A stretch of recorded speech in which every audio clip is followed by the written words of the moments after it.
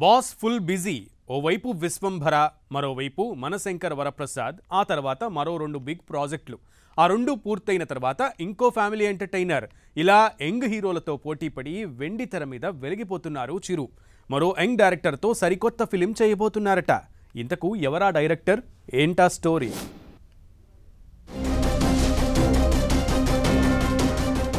Megastar Vishwambhara మూవీపై suspense continue అవుతోంది.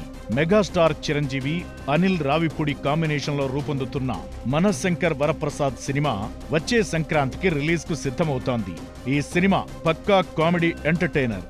అయితే ఇప్పుడు మరో కామెడీ సినిమాకు చిరు గ్రీన్ సిగ్నల్ ఇచ్చినట్లు టాలీవుడ్ లో టాక్ వినిపిస్తోంది.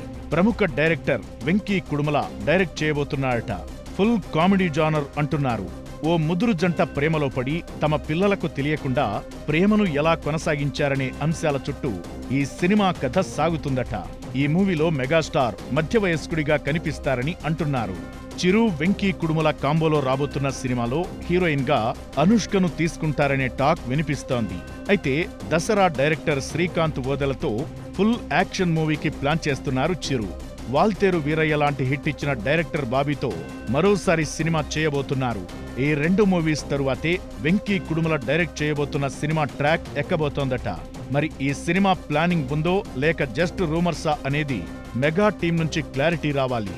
ఒకవేళ నిజమే అయితే మెగాస్టార్ సక్సెస్ ఖాతాలో మరో కామెడీ ఎంటర్టైనర్ మూవీ ఖాయమంటున్నారు ఫ్యాన్స్.